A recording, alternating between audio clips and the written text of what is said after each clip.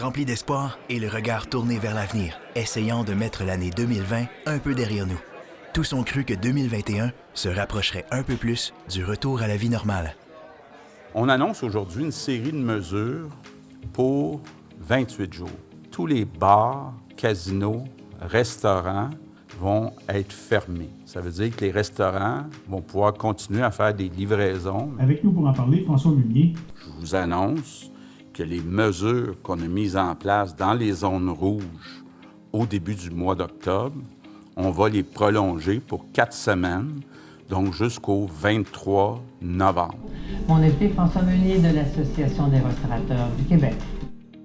Les mesures qu'on a mises en place au début octobre, restaurants, salles de spectacle, les gyms, la situation encore, il y a trop de cas. Donc malheureusement, je vous annonce que ces places-là vont rester fermées jusqu'au 11 janvier. Je comprends que c'est pas drôle pour, je pense entre autres aux restaurants. Avec moi, Hugues Philippin, propriétaire du restaurant Chez Calor. C'est un restaurant à Québec. Il est aussi vice-président du conseil d'administration de l'Association Restauration Québec. Bonjour. D'ici le 31 janvier, on pourrait être capable de commencer à parler d'un plan de déconfinement. Restaurant owners in red zones want to reopen their dining rooms. Pour les restaurants, j'ai dit à plusieurs reprises que j'avais respecté toutes les recommandations du docteur Arruda et que dans certains cas, j'étais allé plus loin. Et pour en parler, il est membre du C1 de l'Association de la restauration, le restaurateur Hugo Hamelin au Rougevin. Bonjour. C'est pour ça que je vous annonce que lundi prochain, le 8 mars, les régions de la Capitale-Nationale, Chaudière-Appalaches, Mauricie, Estrie, Centre du Québec vont passer au palier orange. Les restaurants vont pouvoir rouvrir. François Munier de l'Association des restaurateurs du Québec, bonsoir. Que l'arrivée de ces variants, en particulier du variant britannique, fait craindre une troisième vague. C'est Martin Vézina qui est avec nous, responsable des communications et des affaires publiques du côté de l'Association Restauration Québec. On continue de voir aujourd'hui, hier, une augmentation du nombre de nouveaux cas dans les 4 autres régions. Bon, ça veut dire essentiellement que malheureusement, on va être obligé de fermer les restaurants. On peut écouter immédiatement un restaurateur suivi de l'Association Restauration Québec. Eh bien, je dois vous dire que c'était un copier-coller pas mal de l'année 2019-2020, parce que nous étions encore en pleine pandémie, alors il a fallu retrousser nos manches et poursuivre notre travail auprès des différentes instances gouvernementales. Et pour nous, membres du conseil d'administration et la permanence de l'ARQ, était de pouvoir réouvrir nos restaurants, bien sûr, le plus rapidement possible, avec toutes les contraintes qu'on nous exigeait à ce moment-là. Alors, le conseil d'administration a choisi la discussion plutôt que la confrontation, et ça a permis à l'ARQ de construire un réseau de contacts très intéressant aujourd'hui, relié à toutes les mesures sanitaires. Et ça a permis aussi des contacts très réguliers et la possibilité de faire connaître nos enjeux ainsi que tous les irritants qui étaient vécus sur le terrain.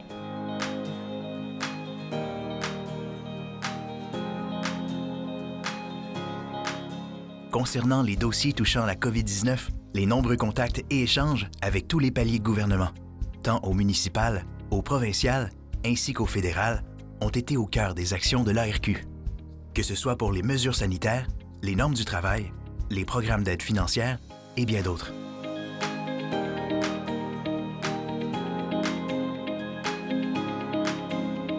Une importante sortie publique, regroupant 40 restaurateurs et fournisseurs de l'industrie, a aussi été organisée afin de réclamer la réouverture des salles à manger en zone rouge après 28 jours de confinement.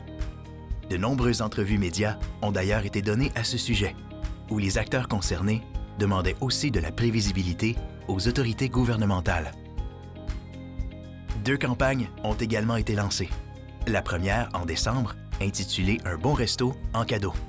Elle visait à encourager la population et les entreprises à acheter des cartes cadeaux aux restaurateurs en geste de soutien et de les offrir à l'occasion des fêtes. Également, en février 2021, était lancé la campagne Sauver les restos, Monsieur Legault. Un cri du cœur pour la réouverture des salles à manger. Et depuis, l'ARQ travaille pour l'assouplissement des mesures sanitaires avec pour objectif qu'il n'y ait plus de fermeture.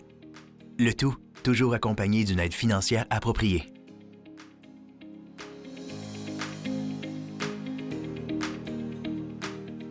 Nous avons été présents quotidiennement pour tous les membres restaurateurs.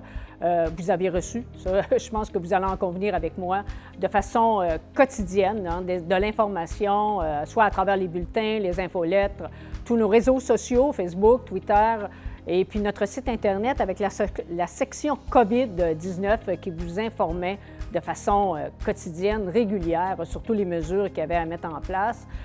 Pour nous, c'était très important que les membres restaurateurs soient informés pour le bon fonctionnement de leur établissement.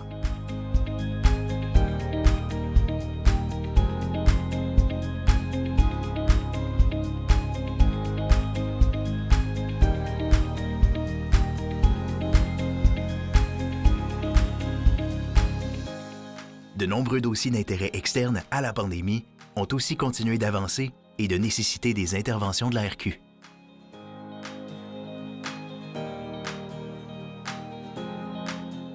Je peux vous dire qu'on n'a pas chômé cette année encore pour aller chercher le plus de gains possible dans un contexte qui était, vous le savez, très contraignant. On a eu de beaux gains, de belles réussites, notamment au niveau de la création de l'assouplissement et de la prolongation d'aides gouvernementales. Hein. On se rappelle la subvention salariale et la subvention au loyer du gouvernement fédéral, ainsi que l'aide qui a été accordée au niveau provincial. On a eu aussi la modification des règles entourant la vente et le service d'alcool. Alors ça, ce sont des gains qui vont perdurer pour les prochaines années. La pénurie de main-d'œuvre, déjà très présente avant la pandémie, a continué plus jamais ses ravages. En effet, malgré la réouverture des salles à manger, la majorité des établissements du Québec ont peiné à trouver le personnel nécessaire pour répondre à la demande. L'ARQ a eu des échanges avec le ministre du Travail, de l'Emploi et de la Solidarité sociale, M. Jean Boulet, notamment en ce qui a trait à la difficulté d'accès aux travailleurs étrangers temporaires. De même qu'au dossier du partage des pourboires.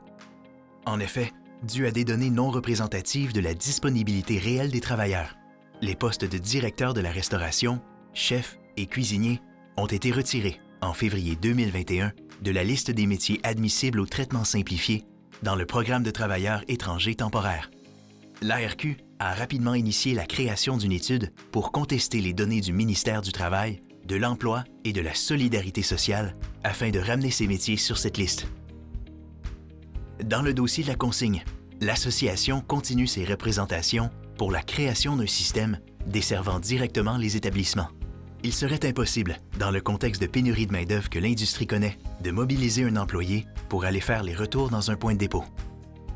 En réaction aux discours répétés d'élus pour le bannissement des plastiques à usage unique, l'ARQ s'assure que toute réglementation soit faite avec une vision où la disponibilité, l'accessibilité et les coûts des options de remplacement sont absolument pris en compte. Du côté des permis d'alcool, les modifications tant attendues ont enfin été votées à l'Assemblée nationale, avec le projet de loi 72 visant à moderniser et alléger la loi sur les permis d'alcool. L'ARQ avait déposé un mémoire lors des représentations en commission parlementaire. Après des décennies sans changement, le gouvernement a déposé un projet de loi modifiant la loi sur les produits alimentaires. D'importantes modifications sont proposées, qui vont assouplir le fardeau des gestionnaires de l'industrie et même leur permettre d'innover davantage. Finalement, dans le but d'accompagner le plus possible ses membres dans leurs opérations quotidiennes, l'ARQ a procédé à la refonte complète de la section Santé et Sécurité au travail de son site Internet, incluant les fiches d'intégration à la tâche ainsi que celles des procédures d'utilisation sécuritaire des équipements. Présentons maintenant le bilan de l'année financière 2020-2021 en chiffres. L'ARQ a terminé l'année avec 5072 membres de tout type provenant des 4 coins de la province. Le chiffre d'affaires et les transactions Global Payments Desjardins reflètent bien sûr la complexité de l'année qui vient de se dérouler et avec laquelle les entreprises ont dû composer. De leur côté, les mutuelles de prévention de l'ARQ auront permis à plus d'1 millier de membres de bénéficier d'importantes économies sur leurs cotisations à la CNESST en raison de leur performance en matière de santé et sécurité du travail. Dans le cadre du programme d'achat Privilège Plus, aussi connu sous le nom de PAPP, ce sont de nouveaux partenaires qui se sont ajoutés, soit la fromagerie Champêtre et United. Toujours plus de ristournes pour les membres du programme.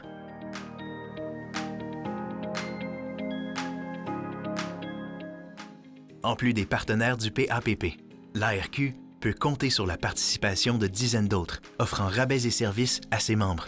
Cette année, de nouveaux collaborateurs se sont aussi ajoutés à l'offre. Les actions prévues au plan d'action pour 2020-2021 ont toutes été réalisées.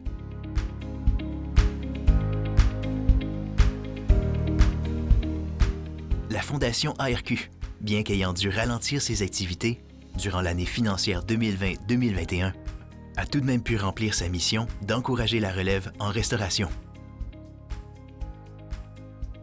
De plus, afin d'encourager le personnel en restauration qui a tenu le fort pendant cette période d'incertitude, elle a également remis des bourses à 3 restaurants qui ont ainsi pu récompenser leurs employés dans le cadre du concours Le Collectif. Pourquoi l'équipe du café plus qu'une autre équipe? On s'entend que partout au Québec, les entreprises ont travaillé fort, particulièrement cette année, pour survivre. Ils n'ont jamais abandonné, jour après jour. Ils ont toujours continué de servir les invités avec le sourire. Bonjour, je me présente, je suis Michel Lapaillard, le chef au Shack à Mont-Tremblant. Et nous sommes très heureux de soumettre la candidature pour le concours Le Collectif.